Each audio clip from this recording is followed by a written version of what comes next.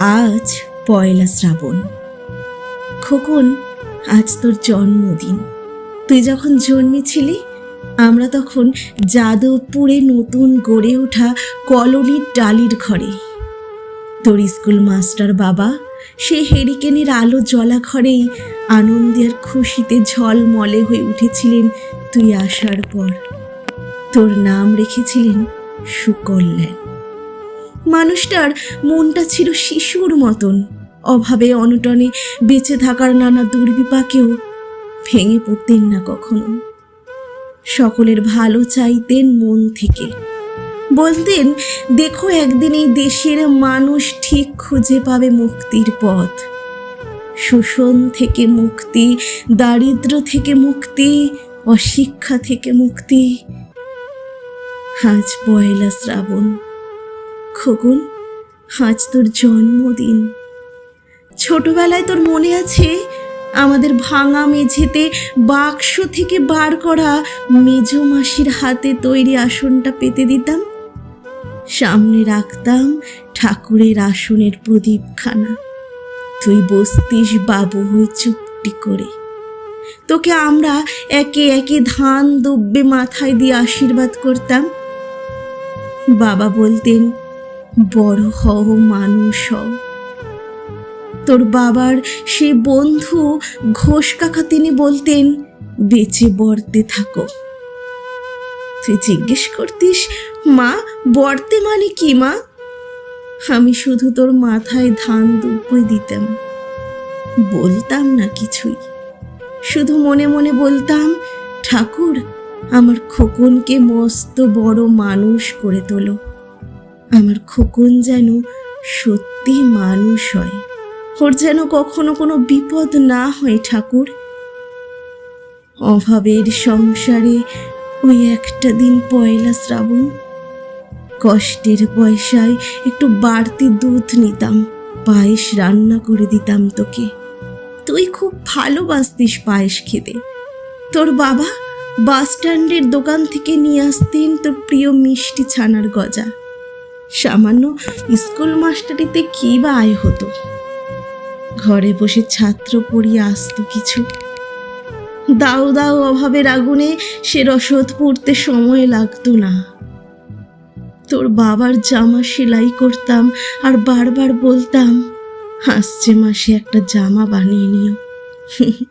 উনি হেসে উঠে বলতেন বাদ দাও তো, খোকন বড় হচ্ছে, ওর জন্য ভাবছি দুধ রাখতে হবে আরো আধুসে।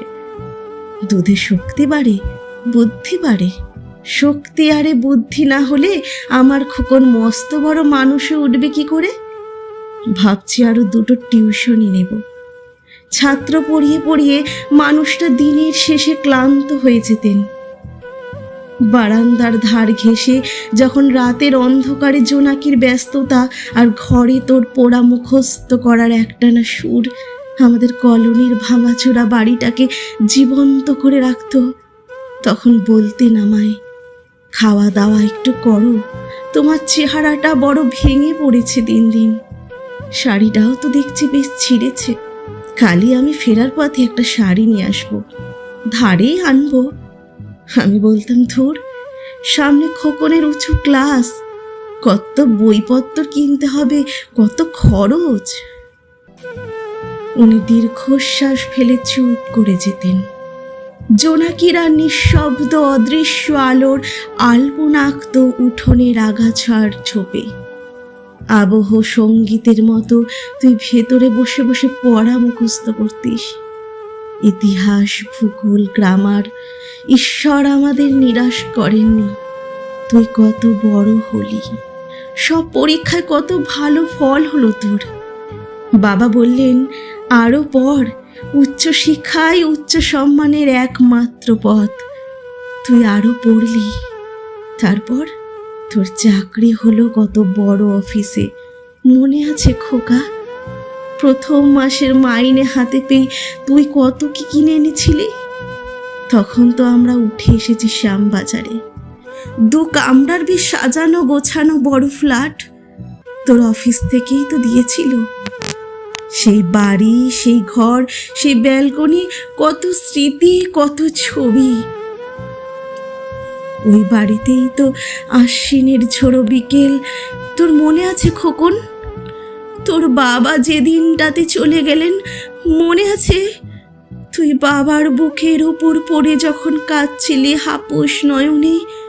সদ্য স্বামী হারা আমি সেই দিন তোর সেই অসহায় মুখ দেখে আরো বেশি করে ভেঙে পড়েছিলাম। তোকে বুকে টেনে নিয়েছিলাম ছোটবেলার মতো, বলেছিলাম, কাঁদিস না খোকা, আমি তো আছি। আজ পয়লা শ্রাবণ। কলকাতা থেকে অনেক দূরে মফস্বলের এই বৃদ্ধাশ্রমে আমি একেবারে একা খোকন। তোকে বড় দেখতে ইচ্ছে করছে রে, তোকে, বৌমাকে আর ছোট্ট বিলটুকে। তোরা এখন কত দূরে? সল্ট লেকের মার্বেল বসানো ঝকঝকে বাড়িতে আজ তোর জন্মদিনের নিশ্চয়ই খুব বড় পার্টি হচ্ছে, তাই না রে খোকন? লোকজন, হইচই, খাওয়া দাওয়া। খুব ভালো, খুব ভালো। খোকন, আজ পয়লা শ্রাবণ। আমার বড় মনে পড়ছে যাদবপুরের ভাঙা ঘরে রাত্রে তুই আমার পাশে শুয়ে মাঝে মাঝে হঠাৎ খুব ভয় পেয়ে জড়িয়ে ধরতিস আমাকে।